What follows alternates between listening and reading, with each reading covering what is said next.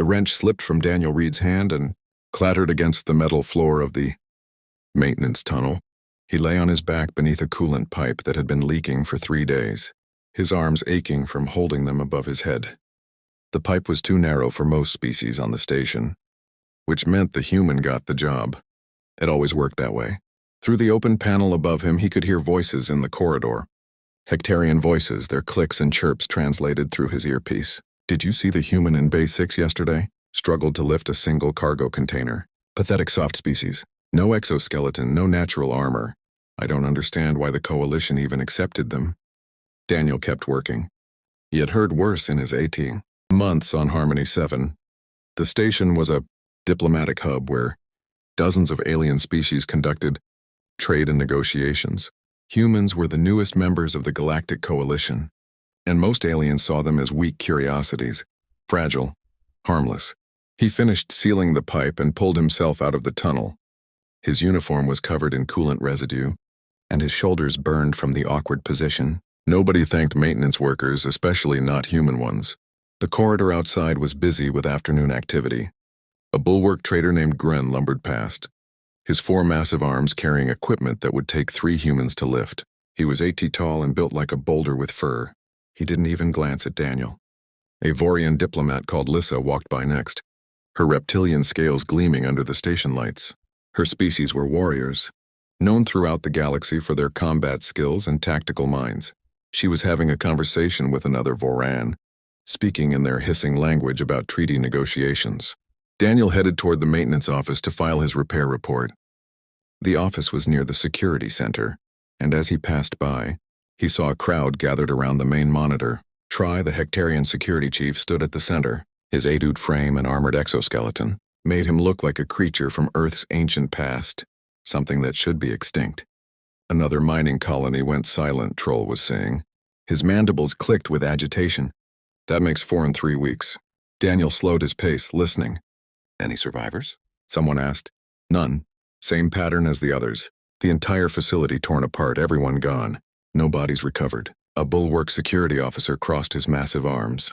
"What kind of predator does this? Unknown. Whatever it is moves fast and leaves no witnesses. 3 different species have lost outposts now. It's hunting in the asteroid fields between here and the outer markers."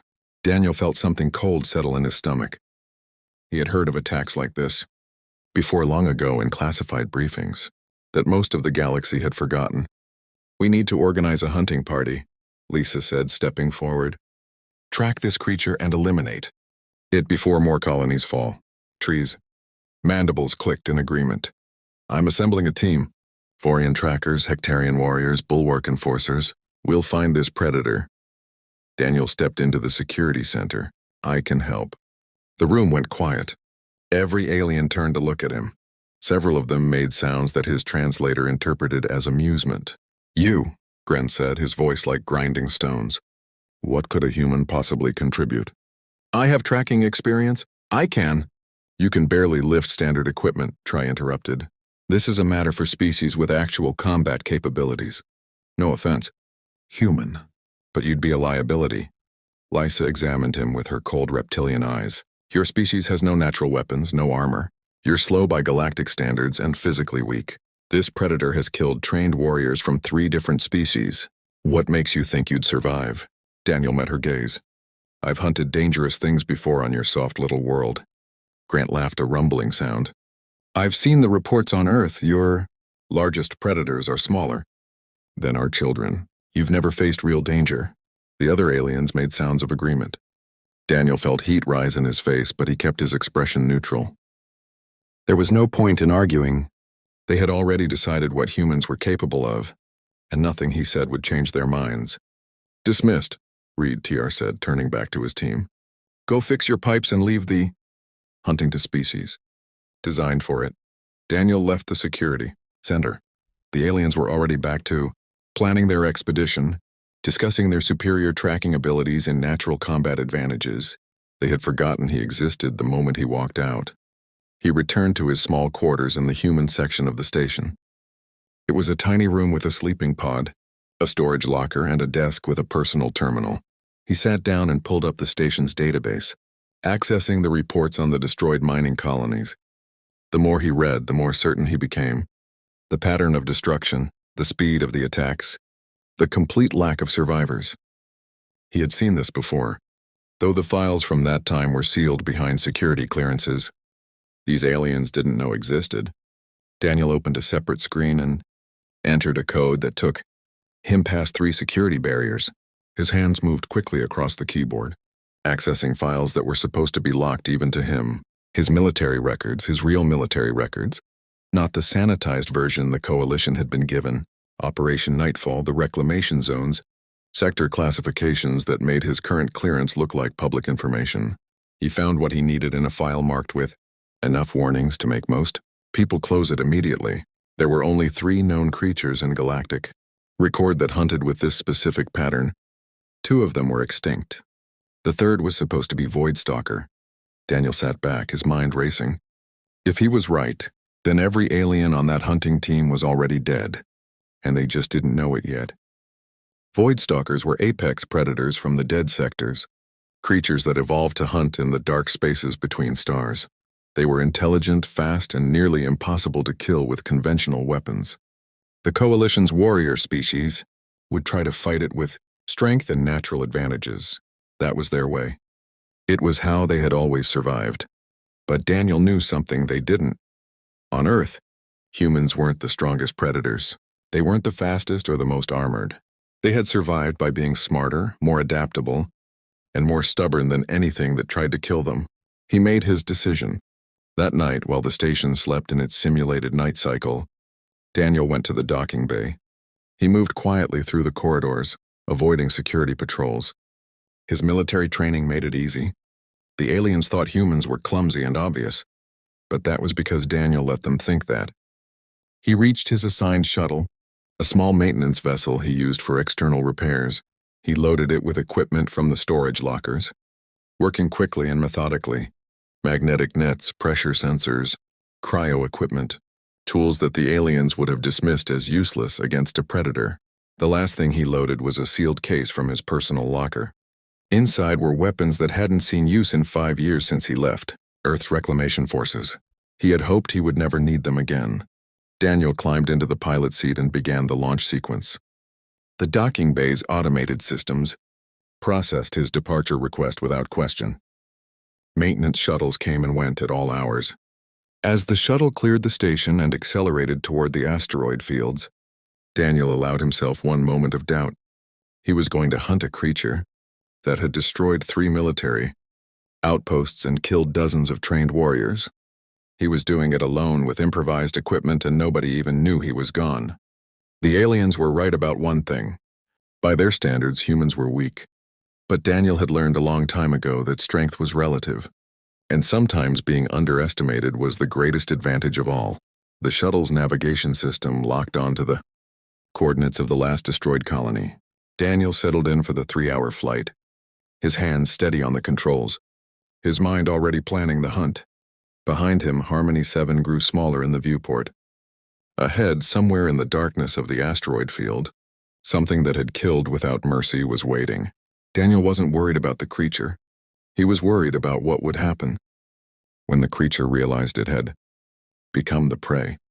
Asteroid K449 rotated slowly against the backdrop of distant stars, its surface pocked with mining equipment and dead lights. Daniel brought his shuttle in low, scanning for signs of life. The sensors showed nothing, not even residual heat signatures. Whatever had come through here had been thorough. He docked at the main airlock and checked his equipment one final time before cycling through. The colony beyond was dark and silent. His helmet light cut through the blackness as he moved down the entry corridor, his boots magnetic against the floor in the low gravity. The first thing he noticed was the smell. Even through his suit's filters, he caught traces of it. Blood and chemicals and something else. Something his conscious mind didn't recognize, but his Hinby brain did. The smell of a predator's territory. The walls were scored with deep gouges, the metal peeled back like paper.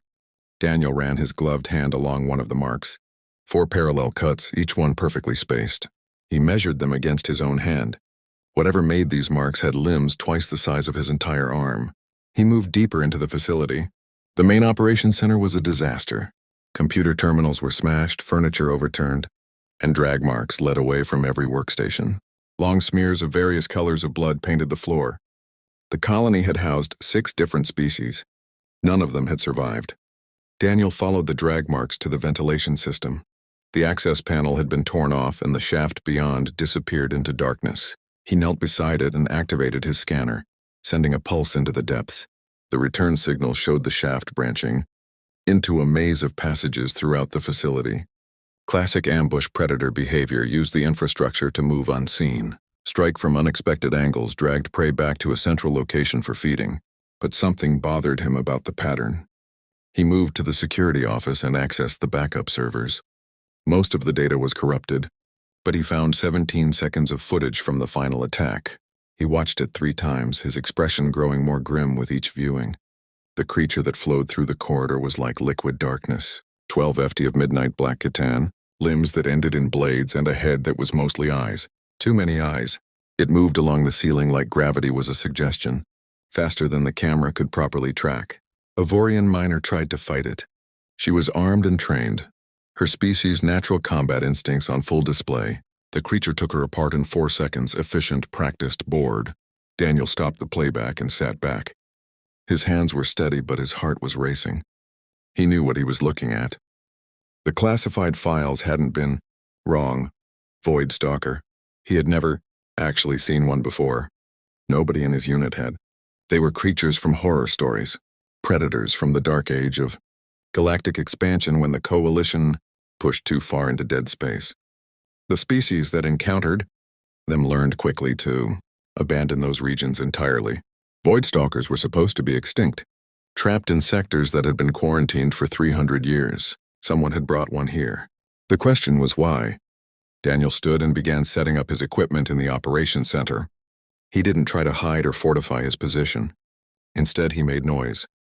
He activated terminals, turned on lights, and generally announced his presence to anything paying attention in the facility. He laid out his tools in a specific pattern around the room. Magnetic clamps attached to structural points, pressure sensors under panels, cryocysters rigged to emergency releases. To an alien observer, it would look random. But Daniel had learned trap from people who made it an art form. Then he sat in the center of the room and waited. 20 minutes passed, then 40. Daniel remained still, controlling his breathing, listening to every sound in the facility, the hum of life support, the creak of metal adjusting to temperature changes, the whisper of air through damaged vents. There, a sound that didn't belong. Metal scraping against metal, so quiet that most species would miss it. Daniel didn't move, didn't react. He just sat there, appearing vulnerable and unaware. The Void Stalker took another 10 minutes to position itself. Daniel tracked its movement by sound alone, building a mental map of its approach. It was coming through the ventilation shaft above and behind him, the same route it had used to ambush the miners. Predictable predators were creatures of habit, even the intelligent ones. The attack came without warning. The vent cover exploded outward and the Void Stalker dropped like a shadow, blade limbs extended. All those eyes focused on its prey. Daniel triggered the first trap. Magnetic nets deployed from the ceiling, high tensile cables designed to restrain industrial equipment. They wrapped around the creature mid-fall, throwing off its attack. It hit the floor off balance and turned its attention to the nets, slicing through them with its blade limbs. By the time it freed itself, Daniel was already moving. He ran through the door he had left open, heading deeper into the facility. Behind him, he heard the creature recover and give chase. Its limbs clicked against the floor with a sound like knives on glass. Daniel led it through corridors he had mapped earlier.